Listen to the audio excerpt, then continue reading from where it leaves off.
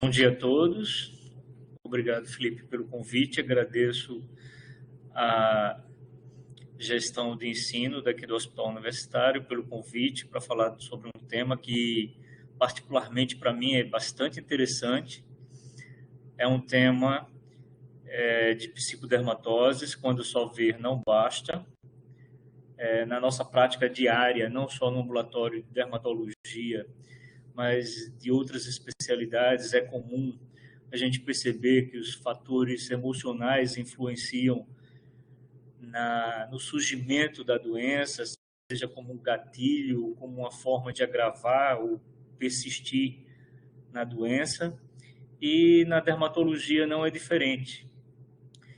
Hoje sabemos que a pele é um órgão onde recebe toda a informação do meio ambiente, né? Então, não é incomum a gente ver esses pacientes com uma história, além da sua doença cutânea, uma história de vida que traz a sua angústia, aspectos emocionais, também provocando a doença e assim definindo as psicodermatoses.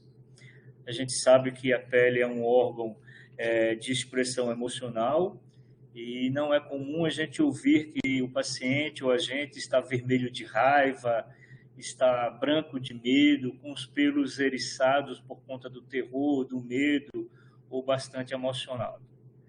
Então, vamos iniciar a nossa aula, nosso bate-papo.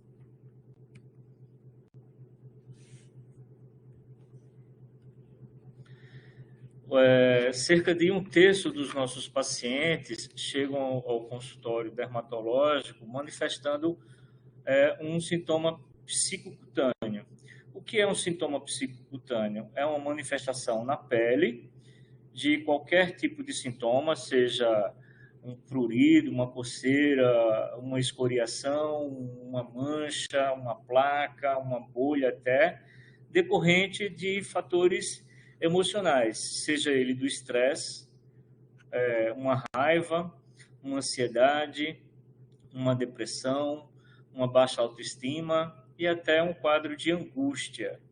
Uma angústia que para o paciente quase sempre não é bem definida, é uma definição bem ampla, mas é uma percepção pessoal do paciente.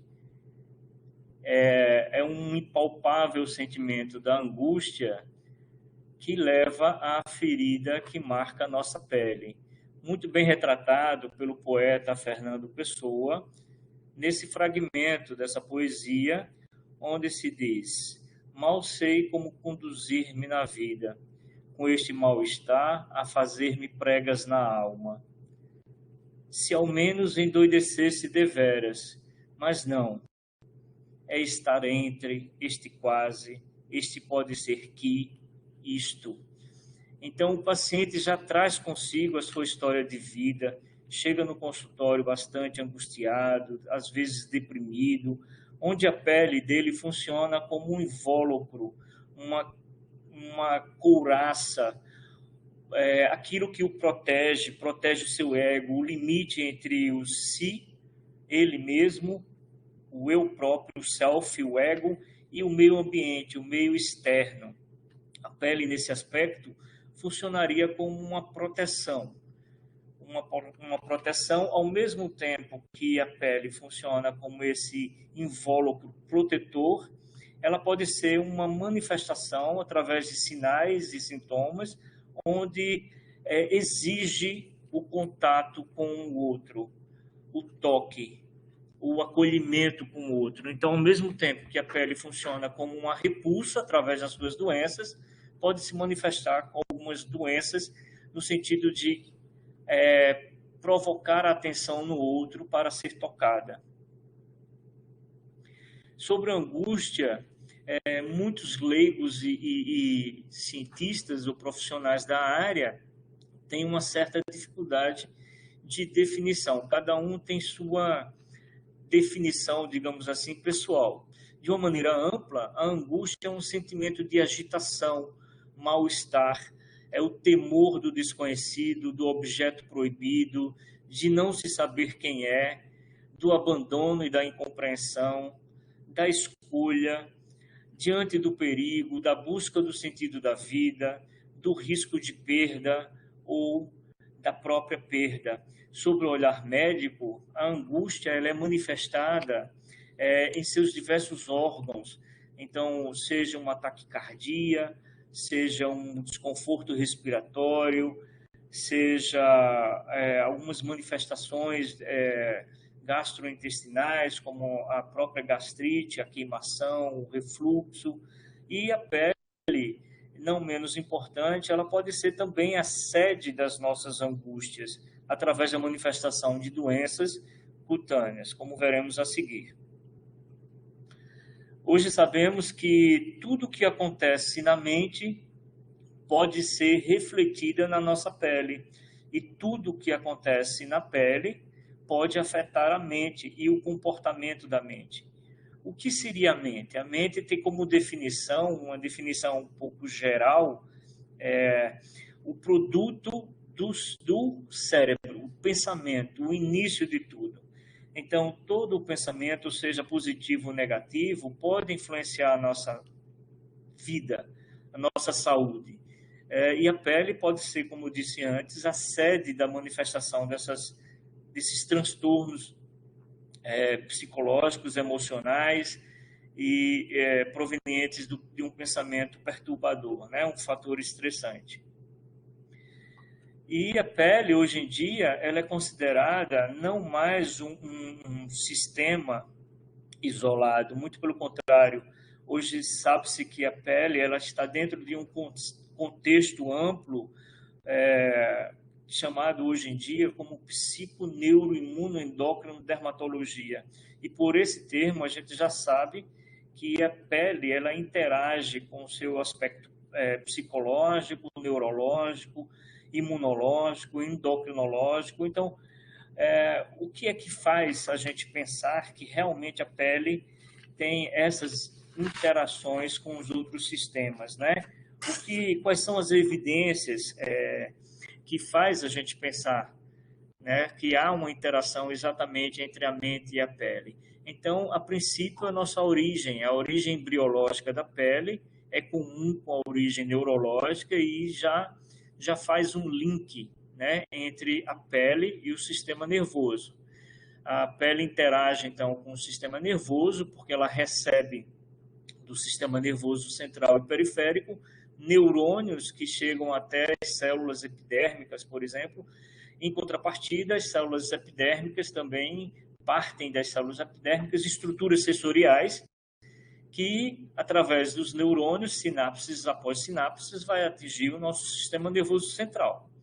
Através dos neuromediadores, tanto produzidos por estes nervos, como pelas próprias células epidérmicas ou dérmicas, né, células cutâneas, onde há também os receptores de membrana, que recebem essas informações dos neuromediadores produzidos pelo sistema nervoso. Há também a função imunológica, os receptores sensoriais, como eu falei, né, o desenvolvimento psicossomático e, principalmente, o impacto do estresse sobre a pele. Então, esses fatores todos, eles pontuam que realmente a pele tem essa interação psico-neuro-imuno-endocrinológica. Então, o estresse como um fator principal de, digamos assim, interferência na produção das doenças ou não, foi descoberto que existem 3 fases de resposta ao estresse. O estresse é uma cadeia de respostas, né, fisiológicas, que é desencadeado por um fator ambiental, o psicológico, o fator físico. Vários fatores podem desencadear essa resposta fisiológica. E Hans Selye, que é um endocrinologista, na década de 30 do século passado, determinou que todos os seres vivos respondem de maneira igual. E existem 3 fases principais da resposta de adaptação ao estresse. A primeira fase seria a fase de alarme, que é aquela resposta imediata, aguda, né? Há uma ativação do sistema nervoso central e liberação de substâncias como a catecolamina.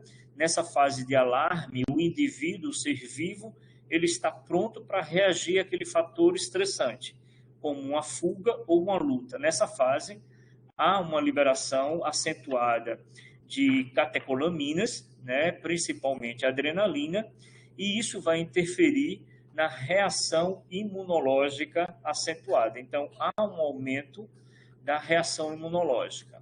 A segunda fase seria a fase de resistência, onde o próprio organismo vai agir, né, para tentar se adaptar àqueles fatores estressantes. Podem ser fatores positivos ou negativos, e nessa fase há uma ativação do sistema do hipotálamo, hipófise adrenal, e na corrente sanguínea vai haver uma liberação de vários hormônios, entre eles os glicocorticoides. Então, é nessa fase que há a adaptação. A reação imunológica nesse período, nessa fase, ela fica mais deprimida. E, por fim, a terceira fase, que é a fase de exaustão, onde não há uma resposta adequada ao estresse crônico e o organismo vai reagir com alteração ou suscetibilidade a doenças autoimunes e inflamatórias. Então, as psicodermatoses, elas são doenças de pele que se relacionam com os distúrbios psicológicos, né?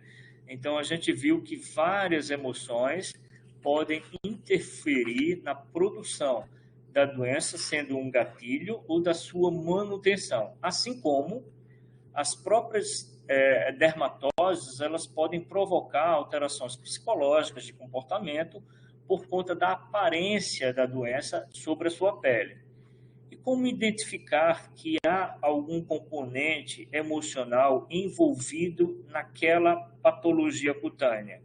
Então, o médico ele tem que estar atento e estabelecer uma boa relação médico-paciente. O médico ele tem que ser empático, ele tem que acolher o paciente, ser sincero e bastante respeitoso em relação à queixa do paciente. Ele tem que tocar o paciente quando permitido, sentir com o paciente, mas não sentir como. Então, ser totalmente empático com o paciente, questionar com paciência e ver além do que a gente vê na pele. Então, não basta só ver. O dermatologista, claro, tem a vantagem de fazer o diagnóstico apenas por olhar a lesão cutânea. Mas, nos casos das psicodermatoses, ver não basta. A gente precisa escutar, ouvir. Cada paciente tem sua história e, por trás da lesão cutânea, pode estar escondendo exatamente algum problema muito maior que nós, como dermatologistas, a gente precisa estar atento e saber diagnosticar pelo menos qual o transtorno emocional que o paciente carrega, para a gente fazer um diagnóstico e conduzir esse paciente com mais propriedade. Então, deixar que o paciente explique suas coisas, mas com ouvidos de escutar, disposto a perceber e valorizar qualquer vestígio de tristeza ou de reclamação no que ele diz e como ele diz isso. Enquanto se pergunta brevemente sobre o seu estado ou seu bem-estar psicológico, frequentemente o paciente transborda uma cascata de pequenos ou grandes conflitos que estavam sob pressão, lutando para sair. Então, essa abordagem humanitária, não só na dermatologia, mas em qualquer especialidade, ela deve ser posta em prática para todos os pacientes. Muitas vezes os pacientes chegam no nosso consultório e querem apenas ser escutado, onde a sua doença é apenas uma forma de manifestar essa carência afetiva ou uma forma também de se proteger ou evitar o contato com o outro. Então, quando suspeitar, o paciente ele pode demonstrar certos comportamentos diante do médico e a gente já diante da sua postura, do seu comportamento, a gente pode suspeitar de algum distúrbio psicológico. Então, em geral, o paciente não olha diretamente para o olho do médico, ele pode olhar para baixo, os ombros podem estar caídos, a cabeça e o tronco podem estar tortos, assumir uma aparência entristecida, né, abatida. Quase sempre o paciente não responde à saudação do médico, ele senta-se na beira da cadeira, indicando uma situação de tensão. Ele assume também uma conduta ou uma atitude geral desaprovável ou pelo menos chocante, como forma de chamar a atenção. E ele tem exatamente esse comportamento com o médico, exatamente para chamar a atenção do próprio médico ou ser um destaque diante de outros pacientes, né, para mostrar a sua importância, que ele é mais importante do que os outros. Do ponto de vista do conteúdo que o paciente traz, a forma como ele fala, ou o que ele traz para a consulta, também pode ser uma dica para a gente suspeitar exatamente se há algum confronto, algum conflito, algum distúrbio psicológico. Então, os pacientes, eles chegam com seus sintomas, eles descrevem como uma reclamação. Isso me faz mal, isso não é assim, ele não cita ou não descreve o sintoma normalmente, geralmente ele reclama da sua doença, o impede de fazer aquilo outro, ele tem múltiplas queixas, podem ser queixas relacionadas à sua pele, mas em geral ele também traz outras queixas de outros órgãos e às vezes os pacientes chegam com uma lista de queixas. São várias queixas. Por trás disso pode estar escondido algum sintoma psicocutâneo. Ele supervaloriza os seus sintomas. Então, quando ele vai dizer que ele tem uma dor, ele vai dizer que a dor é terrível, a dor é lancinante, que o prurido, a coceira na pele é incontrolável, que traz um sofrimento muito grande. Então, ele supervaloriza esses sintomas. Muitas vezes ele aponta uma lesão que para nós médicos dermatologistas nós não conseguimos ver a lesão. Então a gente vai ver a seguir, ele pode dizer que é um bichinho que caminha sobre a pele que provoca esse tipo de lesão. E nós dermatologistas não conseguimos objetivar o produto da queixa dele, a gente não consegue ver a lesão. Há uma desproporção entre o que o paciente fala e o que é percebido pelo médico, né? Ele também pode relatar coisas estranhas ou sintomas muito difíceis de ser explicados, mas ele consegue explicar de uma forma lúdica. A gente que não consegue, às vezes, compreender isso, porque a gente não está atento. O paciente relata muitas vezes e ele denuncia-se, né, como o prazer de se arranhar.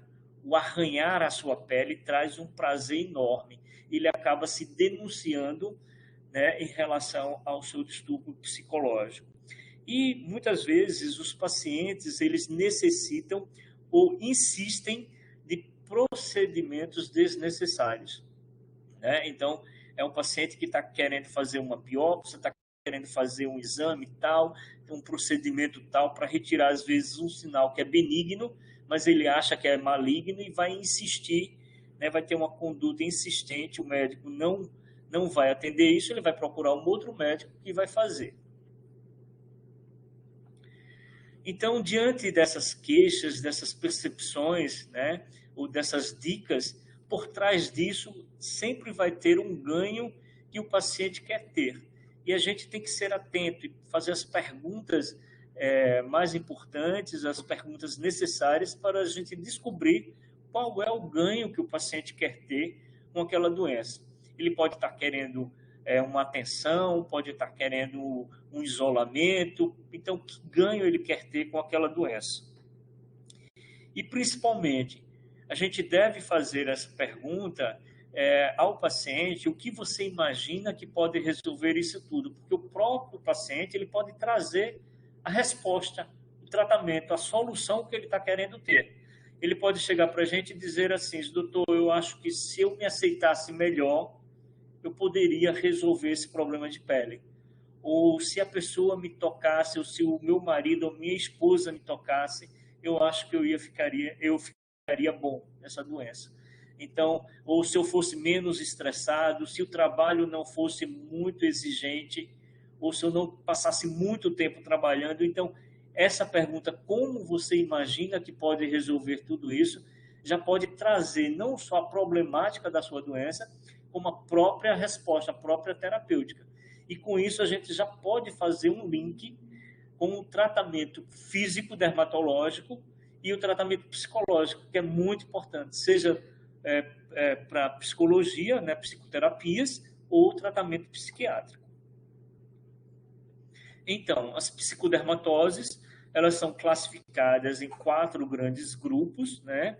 São as psicodermatoses, onde o distúrbio psiquiátrico já existe. Então, no grupo 1, o paciente tem a doença psiquiátrica preliminarmente e isso provoca doença cutânea. No segundo grupo, temos os distúrbios psiquiátricos secundários.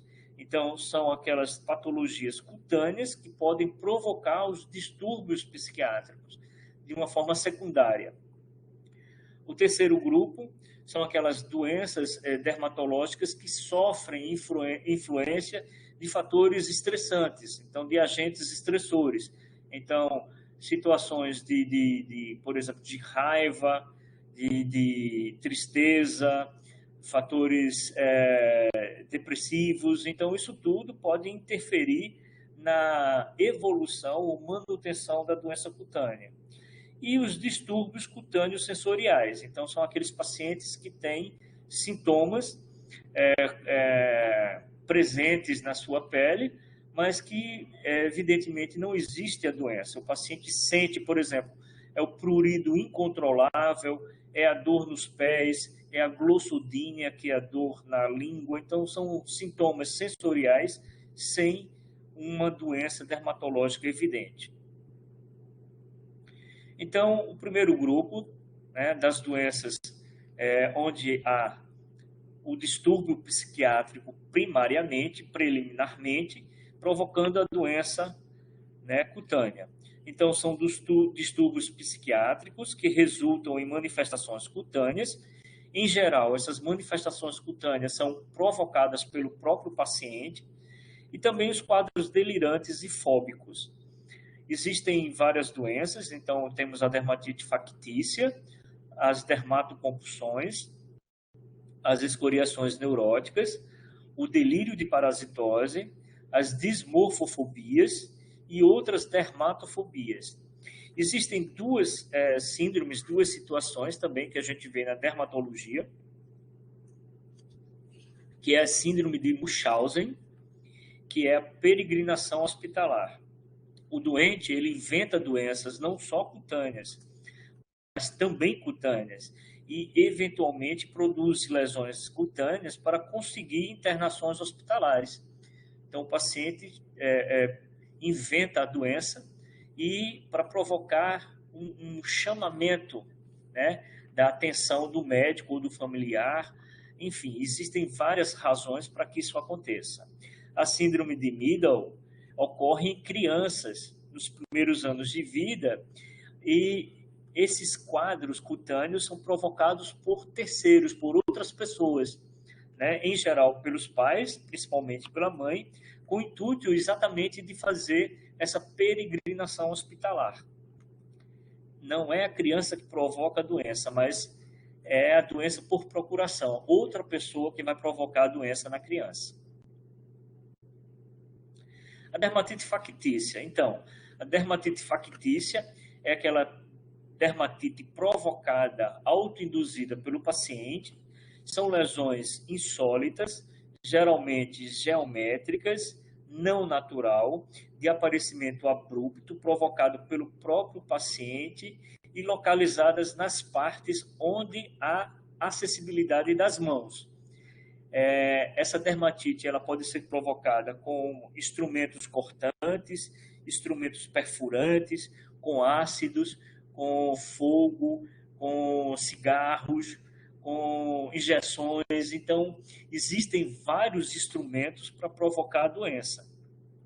E ela é propositadamente negada pelo paciente. Então, o paciente nega que esteja provocando a doença. Mas a aparência clínica dessas lesões, elas podem apontar para um distúrbio psiquiátrico grave, né? Então, uma doença psiquiátrica preliminar.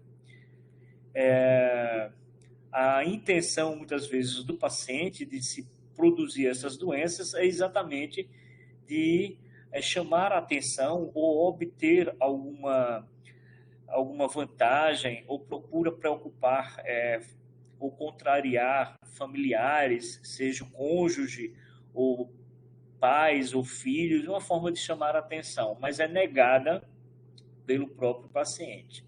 Então, a gente vê nessas fotos, por exemplo, aqui no queixo, uma lesão ulcerada, geométrica, provocada pelo próprio paciente com um instrumento cortante. Aqui na mão, né, no dorso da mão, a gente vê lesões circulares, bilaterais, que podem ter sido desencadeadas pela queimadura com pontas de cigarro. Na face, a gente vê essas lesões também insólitas, né, de configurações estranhas. Então, a gente pode também suspeitar de uma lesão induzida pelo próprio paciente. Aqui também no dorso da mão, né, a gente vê que são lesões geométricas, arredondadas ou ovaladas, então podem ter sido também provocadas pelo próprio paciente. Nessa figura aqui, um paciente que usou uma substância cáustica que queimou a pele, e há um sinal que é o sinal do escorrimento do líquido, do ácido, então provoca essa queimadura na pele, essa destruição por conta do ácido, e também o líquido, quando escorre, provoca essas lesões lineares pelo escorrimento da substância cáustica na pele. Aqui é um outro caso de um paciente que injetava substâncias na pele, provocando essas destruições, essas necroses, essas ulcerações profundas, ok? Então, a gente vê que é uma área de fácil acesso ao paciente. O paciente pegava a injeção de substâncias, várias substâncias, desde óleo, silicones, a própria água, soro fisiológico, até substâncias medicamentosas, como antibióticos, podem provocar esse tipo de reação. Eu me lembro de um caso que aconteceu no ambulatório, que havia uma injeção profunda de óleo provocando uma paniculite, que é a inflamação do tecido gorduroso. O curioso é que isso acontecia nas pernas, na face anterior das pernas, que o paciente tinha acesso. Ele não tem acesso nas costas, ele não tem acesso na face posterior do braço, que é mais difícil, mas ele tinha acesso às pernas, às coxas na face anterior. Ela pegava, no caso, uma injeção de silicone, de óleo, injetava na perna e provocava essas lesões profundas. Aqui é um outro caso também de lesões provocadas por cáusticos, né, aqui na mama, no braço, então são queimaduras. Então, do ponto de vista dermatológico, as lesões podem ser variáveis. Podem ser úlceras, podem ser bolhas, podem ser queimaduras, podem ser feridas, podem ser de vários aspectos clínicos. Mais uma vez, dermatite factícia, então a gente vê lesões, algumas vezes lineares, né, provocadas pelo próprio paciente. Então aqui a gente vê na face anterior do tronco, né, no abdômen, na região periumbilical. Aqui a gente vê essas lesões circulares, né, arredondadas. Então são lesões que fogem das manifestações comuns das outras doenças. É claro que a dermatite factícia, a gente tem que pensar primeiro em outras dermatoses, e quase sempre a dermatite factícia é um diagnóstico de exclusão. A gente não consegue enquadrar a doença dermatológica, a doença cutânea, em outras doenças, em outros capítulos da dermatologia. E a gente vai investigando, vai perguntando, vai indagando para os acompanhantes, né? Na maioria das vezes, esses pacientes chegam com outros acompanhantes, e a gente pode fazer o questionário, perguntar e acabar descobrindo realmente que existe algo mais além das doenças, né, da pele. Um outro distúrbio psiquiátrico preliminar, né, que faz parte do quadro das psicodermatoses, são as dermatocompulsões. Então, a lavagem excessiva das mãos, provocando a dermatite de contato, como um ato compulsivo de limpeza, né? A cutisfagia, então o paciente vai mordendo ou arrancando a cutícula ou a pele. A tricotilomania, onde o paciente vai arrancar os pelos, seja do couro cabeludo, da sobrancelha ou dos cílios, né? A onicofagia, a escoriação da pele, né? Então o paciente tem uma acne e ele vai arrancar a casquinha, e isso nunca vai se resolver. Por quê? Porque existe uma compulsão, um ato obsessivo do paciente, um pensamento que diz que para ele aquela feridinha está lá, que tem que ser arrancada, que se não arrancar não cicatriza. Então isso fica um ciclo vicioso. Quanto mais ele arranca, mais provoca doença, que mais. Então isso não para nunca. E a queilofagia, né, que é a mordedura dos lábios, provocando essas lesões, essas feridinhas no lábio. Então, só o fato de o paciente passar a língua nos lábios pode provocar uma queilite. Imagine o paciente morder ou arrancar, né, às vezes até a face interna da bochecha. O paciente tem aquela mordedura, sabe, em estados de ansiedade, de estresse. Então, isso tudo pode provocar lesões cutâneas.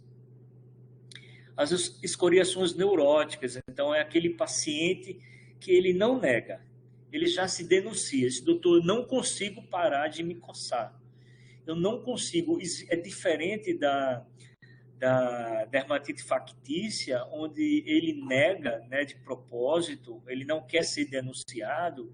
Na escoriação neurótica ou na escoriação psicogênica, o próprio paciente chega dizendo: olha, eu não consigo parar, existe algo mais forte do que eu, e ele começa a provocar essas lesões escoriadas. Então, do ponto de vista dermatológico, as lesões sempre são em áreas em que ele pode acessar com a mão.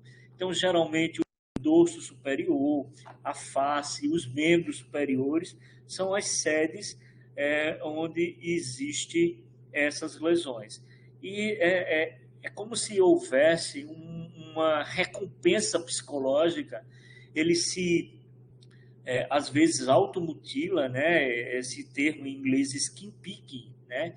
Ele fica pinicando a pele ou arrancando alguma coisa da pele, mas como uma forma de compensar uma dor psicológica.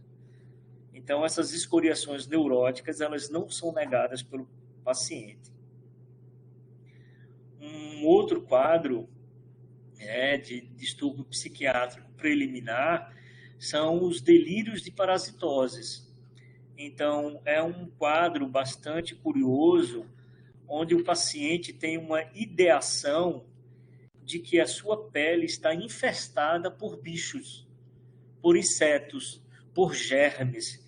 Então, é um delírio que na psiquiatria é conhecido como psicose hipocondríaca monossintomática, onde o delírio é a manifestação psiquiátrica. Então, o paciente ele pode utilizar não só as unhas, né, os dedos, para tentar arrancar esse bicho que está dentro da sua pele ou sobre a sua pele, ou utilizar, inclusive, pinças. Ele pode pinicar a sua pele com pinças e trazer esses fragmentos de pele dentro de caixinhas de fósforo, ou dentro de sacos, ou dentro de algum recipiente, e mostrar para o médico e dizer ali, como se fosse uma prova, dizendo: está vendo, doutor, que eu estou trazendo o bicho que está provocando a minha doença, e aquilo é uma ideação, um delírio. Na verdade, são fragmentos de pele e não bichos, que o paciente tem a impressão de ser. às vezes, o paciente pode até trazer, são pacientes tão inteligentes e buscam informações na internet para dizer, inclusive, o nome do inseto ou o nome do parasita ou do bichinho que está provocando. Doutor, o nome desse inseto é tal, tal, tal, eu pesquisei na internet e olha ele aqui. Isso tudo é um delírio da mente dele, entende? Então, por mais que você, como médico, diga que não é verdade o que ele está dizendo, isso só vai reforçar a ideia delirante dele, entende? Você não vai concordar, mas também se você tentar argumentar com fatores contrários, dizendo que aquilo não é real, que aquilo não é um inseto, o paciente vai sair da sua sala e vai procurar um outro dermatologista e vai fazer essa peregrinação até ele encontrar uma forma de tentar resolver aquilo. Então, nós, como dermatologistas, nós precisamos ter essa percepção, entende? Aceitar, acolher o que ele disse, claro. Não entrar na ilusão ou no delírio do paciente, mas tentar resolver de uma melhor forma, entende? Existem duas formas de manifestação, né? Na verdade, outras duas formas, que é a ilusão compartilhada. Então, o que acontece? O paciente ele tem uma convicção tão real da doença dele, do delírio dele, que outras pessoas da família dele também compartilham a mesma ideia. Então, começa a assimilar a ideia de que realmente o paciente tem e vê e reforça essa ideia delirante do paciente. Então, é conhecida como folie à deux, ou folie à deux, que pode ser a 3, pode ser a várias pessoas. Ou então, existem aqueles casos em que esse delírio de parasitose é por procuração. Ou seja, o paciente não tem esse delírio de parasitose consigo, mas tem com o outro. Então, ele vai dizer que o marido, ou a esposa, ou o filho tem doença na pele, tem bichinhos na pele e começa a arrancar. Então, está vendo aqui? Aqui é um bichinho. Então, a doença psiquiátrica é tão intensa que esse delírio ele é visto ou manifestado no outro e não em si, ok? Então, as lesões cutâneas, a gente vê exatamente essas lesões, essas pequenas feridas, também em áreas que é de fácil acesso à mão do paciente, né? Mas pode ser inusitadas, como no dorso, né? Quando outra pessoa tenta remover esses bichinhos, né, a pedido do paciente. Então, pode ter também essas lesões em outras áreas do corpo. E aqui é o sinalzinho da caixa de fósforo que eu falei, né? O paciente traz dentro da caixinha de fósforo ou de outros recipientes, copinhos, sacos plásticos, fragmentos de pele, onde o paciente diz que realmente são os insetos ou os parasitas que estão infestando. O curioso também é que não é só na pele que isso pode ser manifestado, esse delírio dele. Eu li alguns casos e achei interessante e curioso onde o paciente, pela história dele, encostou a cabeça dele no vidro de um transporte público, de um ônibus, né? Ele encostou para descansar um pouco. Quando ele acordou, ele percebeu que dentro do ouvido tinha insetos ou bichos. Então, ele sentia, na sua ideia delirante, uma sensação desconfortável de arranhadura, de insetos caminhando dentro do seu ouvido. Ia para um otorrino e o otorrino não via, evidentemente, nada. Mas já havia traumas, então o paciente futucava com palito de dente, com cotonetes. Então, não só é uma manifestação cutânea, mas pode ser uma manifestação também em outras especialidades. As dermatofobias, né, é aquele medo que o paciente tem, não só de ter uma doença, ok? Por exemplo, na venéreofobia, que é o medo de ter doenças sexualmente transmissíveis, doenças venéreas. A leprofobia é o medo de o paciente adquirir ou ter a hanseníase, né, a lepra. Cancerofobia, aidesfobia e a bromohidrofobia. É o paciente que tem o medo ou a sensação de sentir um odor desagradável do seu suor. Então, o medo de que outras pessoas percebam isso, né, faz parte desse grupo de doenças chamadas dermatofobias, e a mais importante é a dismorfofobia, onde o paciente tem uma ideia de que o seu corpo, a sua aparência física, possui alguma distorção física. Então, muitas vezes, em consultórios de dermatologia, principalmente na área de estética, né, a cosmiatria dermatológica, o paciente vai com uma queixa: doutor, apareceu essa ruguinha, e o paciente ele tem aquela sintomatologia exagerada, ele acha que aquela ruga está envelhecendo ele 200 anos e precisa ser feita alguma coisa. Então, depois que trata essa alteração cutânea, o paciente vai encontrar outras alterações cutâneas para justificar outros procedimentos e assim vai. O paciente nunca vai estar satisfeito, né, com a sua imagem corporal. Então, é a dismorfofobia. Isso por vezes, até muito comum. Então, ele tem uma visão do seu corpo distorcida. Ele olha para o espelho e não se vê como uma pessoa normal. Mas ele vai procurar exatamente esses defeitos, né? Vai se achar mais gorda, mais magra, mais feia, mais velha ou mais velho, né? Então, é um distúrbio também muito comum.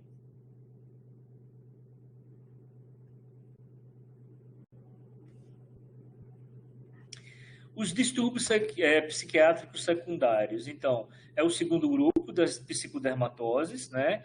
Onde as dermatoses que não estão relacionadas diretamente com a mente, ou seja, não existe um distúrbio psiquiátrico prévio, mas essas manifestações cutâneas, essas doenças cutâneas, podem provocar alguma reação ou uma alteração do seu estado emocional, por conta da sua aparência física ou pela possibilidade de provocar alguma reação ou repulsa do outro. Então, por exemplo, o paciente tem um quadro de alopecia areata, né? Então essa perda de cabelos em placas, ele pode, pela sua aparência física, sofrer bullying, e por conta disso ter algum distúrbio emocional, inclusive com fobia social, isolamento. Um paciente desse, ele costuma ficar mais isolado, tentar proteger-se e não se relacionar com outras pessoas, e isso, no final das contas, vai provocar um distúrbio psicológico muito maior. Então, a gente precisa estar atento e saber qual o tamanho do sofrimento psicológico que aquela doença cutânea pode estar provocando secundariamente. Pode ser uma doença tão grave como uma alopecia, uma psoríase, mas às vezes alguma doença como uma dermatite seborreica que aparece na face, que fica vermelho e as pessoas percebem, uma cicatriz de acne, uma escoriação cutânea, uma estria. Então, essas doenças cutâneas podem trazer o vitiligo, enfim, várias doenças podem trazer esses distúrbios psiquiátricos secundários. Os distúrbios psicofisiológicos, então, são doenças desfigurantes, ok? Deixa eu só fazer uma correção. Eu acho que eu confundi os dois quadros. Na verdade, os distúrbios psiquiátricos secundários são dermatoses que são como eu posso dizer, são agravadas, na verdade, por distúrbios psiquiátricos, ok? Por situações de estresse, tá certo? Então, os distúrbios psiquiátricos secundários são dermatoses que podem sofrer influências pelo estresse. E o terceiro grupo, que na verdade são esses distúrbios psicofisiológicos, são desordens desfigurantes que podem provocar os distúrbios psiquiátricos, ok? Então, a acne, o vitiligo, o sinal, alguma cicatriz, pode provocar essas fobias sociais, esses isolamentos do paciente e pode trazer um transtorno psiquiátrico maior, ok? Então, só para reforçar o equívoco que eu fiz e corrigir, os distúrbios psicofisiológicos são doenças ou manifestações na pele que podem trazer, pela sua aparência física, algum distúrbio psiquiátrico. E, por fim, o quarto grupo de doenças, psicodermatoses, são esses distúrbios cutâneos sensoriais. Então, o paciente não tem uma condição, uma manifestação clínica da doença dermatológica, mas ele tem essas sensações desconfortáveis, seja de queimação, de prurido, formigamento, dor, e não há uma correspondência dermatológica, né, que explique aquela sintomatologia, aquela queixa clínica. Então, a doença cutânea sensitiva ela pode se manifestar como prurido, uma coceira psicogênica generalizada, ou localizada, como prurido anogenital, o couro cabeludo que coça demais, um líquen simples crônico, síndromes dolorosas atípicas, como a dor na língua, a glossodínia, a vulvodínia ou queimação nos pés. Então, por trás de todas as psicodermatoses, há quadros psicopatológicos que o médico, o dermatologista, deve reconhecer. Então, pode ser um quadro de ansiedade, pode ser um quadro de depressão, pode ser um quadro de delírio, ou pode ser um quadro de obsessão-compulsão. E uma doença, uma psicodermatose, ela pode manifestar com vários transtornos psicopatológicos. Então, através da história do paciente, do que ele nos relata, pode mostrar indícios de algum quadro específico. E a terapia medicamentosa ela pode ser iniciada já pelo médico dermatologista e pode solicitar um acompanhamento psiquiátrico, né? Mas sem que haja o desvinculamento do paciente com essa psicodermatose com o dermatologista. Então, é preciso que haja uma intervenção psiquiátrica, mas que muitas vezes o paciente, às vezes, nega, sabe, a sua doença e nega o tratamento psiquiátrico. Então, o médico dermatologista tem que ter conhecimento das drogas que são utilizadas, né, a sua posologia, seus efeitos colaterais, e solicitar o acompanhamento. Então, para convencer o paciente, a gente pode dizer assim, olha, a gente vai tratar a sua doença cutânea, e o senhor vai usar, ou a senhora vai usar essa medicação, mas a gente precisa também de um acompanhamento psiquiátrico. E, na maioria das vezes, o paciente concorda. Desde que não haja exatamente essa quebra de vínculo com o seu dermatologista. Entende?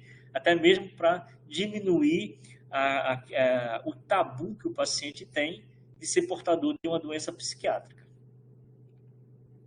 Então, o transtorno de ansiedade muitas vezes é manifestado com sintomas subjetivos, como tensão, agitação, a dificuldade para relaxar, sentimentos difusos de preocupação ou medo, que pode se manifestar com uma avassaladora sensação de pânico no seu estágio mais florido de manifestações, digamos assim, mais intenso. Né? E como sinais e sintomas fisiológicos, né, corporais, a gente pode ter uma tensão muscular, um desconforto respiratório, uma sudorese excessiva, uma palpitação, um aumento da frequência miccional, falta de ar, uma dor de cabeça, enfim. A manifestação da ansiedade, né, ela pode ter várias sintomatologias e atingir vários órgãos, não só a pele. E o tratamento para ansiedade aguda, a gente utiliza os ansiolíticos, né, principalmente os benzodiazepínicos, em períodos curtos, ok? Como o alprazolam, o clonazepam, o diazepam, flurazepam, midazolam e a bromazepam. E quando o distúrbio ansioso é crônico, a gente pode utilizar a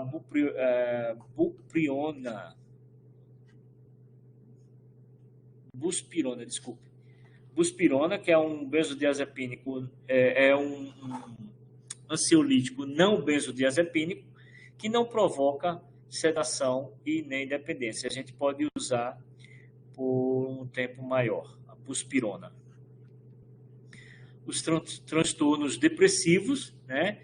Então, a depressão ela pode se manifestar como um humor abatido, uma perda de prazer, a anedonia, uma sensação de incapacidade ou desesperança, uma sensação de ser inútil, uma baixa autoestima e a própria ideação suicida. Como manifestações sistêmicas, fisiológicas, o paciente depressivo ele pode ter tanto um quadro de insônia como de hipersonia, ou dormir demais, uma perda ou aumento de apetite, a diminuição da libido, um desânimo, uma constipação, uma palidez, pele fria, fadiga, cansaço fácil. Então, manifestação sistêmica diversa. Os tratamentos são feitos com antidepressivos de 3 classes, né? Os tricíclicos, que estão sendo substituídos mais recentemente pelos inibidores seletivos de recaptação da serotonina. Então, os antidepressivos tricíclicos, eles podem ser utilizados ainda, como a amitriptilina, nortriptilina, clomipramina e a doxapina. São medicamentos que na dermatologia a gente utiliza muito, porque tem outros efeitos, além de ser antidepressivos. Por exemplo, a doxapina, ele tem um efeito antihistamínico, então melhora muito esse prurido psicogênico, né, o prurido localizado, e também essas dores neurológicas, ou dores de fundo psicossomático, como as vulvodíneas, então a glossodínia, a queimação nos pés. Então a gente lança a mão desses antidepressivos tricíclicos, mas podendo também ser utilizados esses inibidores seletivos de recaptação da serotonina, como a fluoxetina, a paroxetina, a sertralina, e entre outros, né? E outros também não classificados anteriormente, como a mitarzapina, que são mais recentes, perdão, a nefazadona, a bupropiona e a venlafaxina, venlanchamina. Eita, danos, não estou acostumado. Então, são antidepressivos mais novos, né, de última classe, que podem ser também utilizados. As desordens psicóticas, né, manifestadas, como já foi dito, pelo delírio, a psicose hipocondríaca monosintomática, né, na dermatite factícia ou na ilusão, o delírio de parasitose. A gente utiliza drogas que são as drogas psicotrópicas, né, psicóticas, né, os neurolépticos típicos, como a clopromazina, o haloperidol, a pimosida, e os neurolépticos atípicos, né, a risperidona, a quetiapina, que são as medicações mais utilizadas. Nos transtornos obsessivos compulsivos, né, a gente utiliza os ansiolíticos tricíclicos ou os inibidores de recaptação seletiva de serotonina. E as manifestações da doença obsessiva são aquelas ideias ou pensamentos ou impulsos ou imagens que são inapropriadas ou intrusivas, que causam uma intensa ansiedade. Então, essas ideias que provocam ansiedade, elas são tratadas com ansiolíticos, né? E os sintomas compulsivos, né, são aqueles comportamentos repetidos ou atos mentais, por exemplo, contagem. O paciente ele não executa um ato físico, lavar as mãos, arrancar os pelos, roer as unhas, mas essa compulsão pode ser uma coisa mental. Então, a contagem, né, pode ser uma manifestação dessa síndrome compulsiva, que também deve ser tratada com os medicamentos ansiolíticos. E como terapia não medicamentosa, né, a gente precisa ter o apoio psicológico, encaminhar o paciente para a psicologia, para fazer as psicoterapias. Existem várias abordagens que podem ser utilizadas nas psicodermatoses. Então, a gente tem a terapia cognitiva comportamental, a psicanálise, psicoterapia em grupo, breve, terapias de apoio, terapias familiares, a própria hipnose, a meditação e o biofeedback. Isso tudo pode ser utilizado como forma de terapia auxiliar, juntamente com a medicação, né, psiquiátrica e dermatológica, para abordar o paciente como um paciente total, um paciente inteiro, né, de uma forma mais humanizada e cuidadosa. Nós, como dermatologistas, precisamos ter esse cuidado com esse tipo de paciente.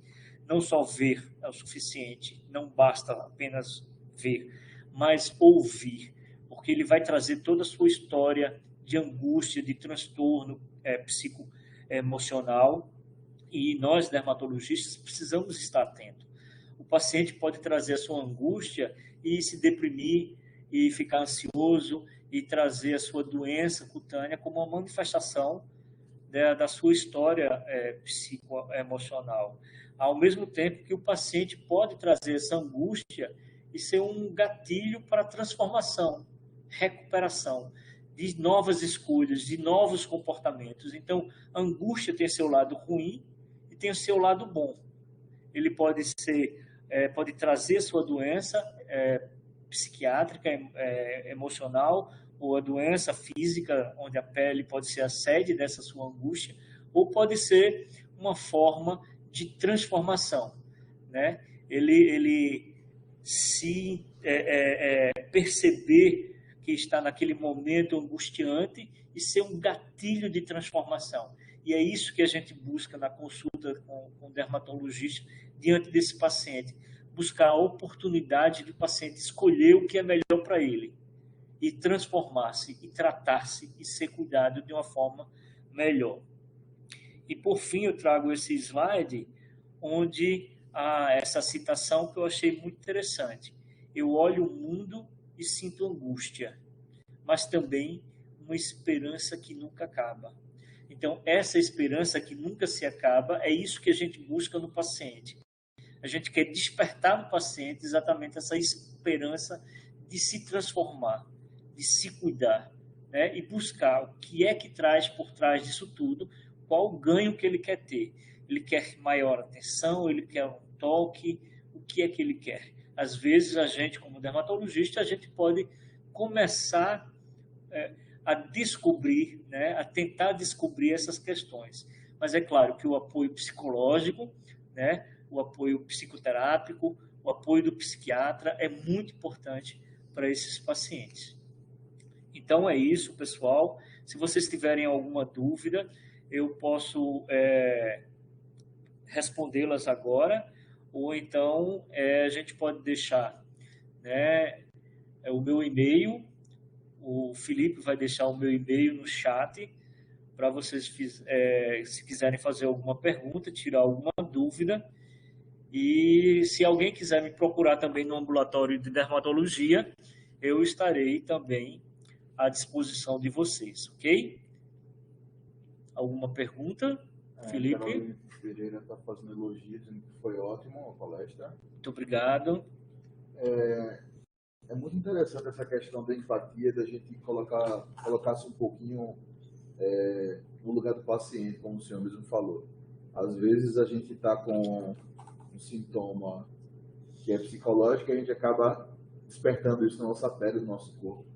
E às vezes um problema na nossa pele, no nosso corpo, acaba sendo um gatilho para um problema psicológico ou psiquiátrico. Sim. É bastante interessante. Eu acho que o profissional da saúde, seja ele dermatologista ou psicólogo ou psiquiatra, que se coloca no lugar do paciente e tenha empatia com o paciente por aquela questão, como o senhor mesmo falou, não supervalorizar aquela questão do problema, mas não desvalorizar o problema do paciente. É uma questão que está muito interligada, né? Essa questão. Exatamente, esse é um ponto importantíssimo, a gente valorizar tudo que o paciente nos traz, né?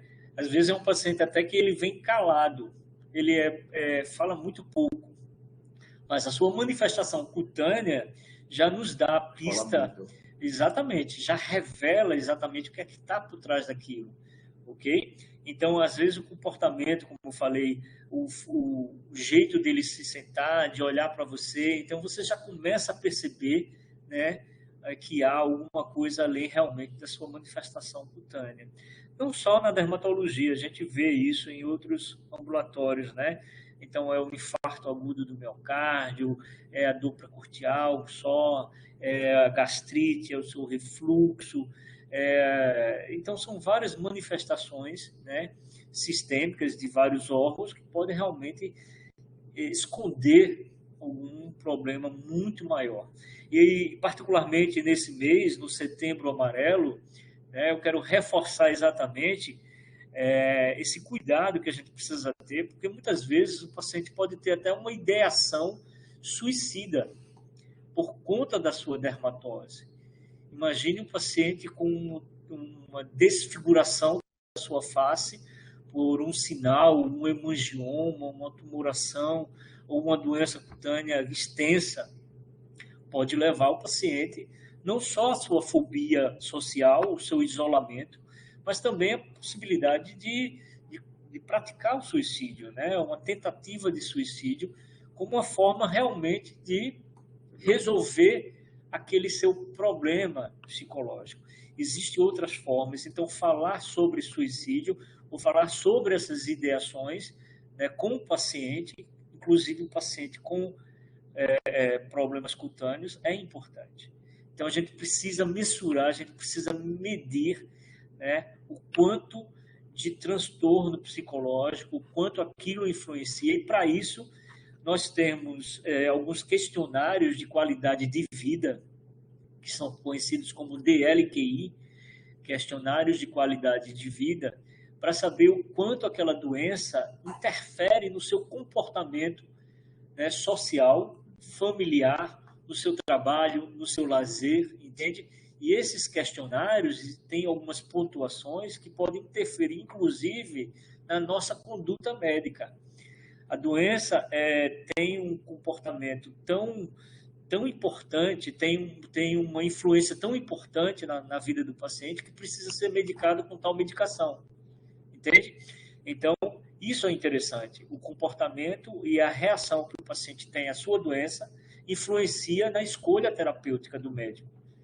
Tá? Então, para mostrar a importância realmente de toda essa abordagem, né, sistêmica do paciente, do ponto de vista com o paciente como um todo, né? Não só a sua questão cutânea, mas a sua questão, né, psicológica. Então, a gente precisa ver o paciente de uma forma biopsicossocial, né, integrado no seu ambiente de trabalho, familiar, nas suas questões pessoais. Isso é muito importante.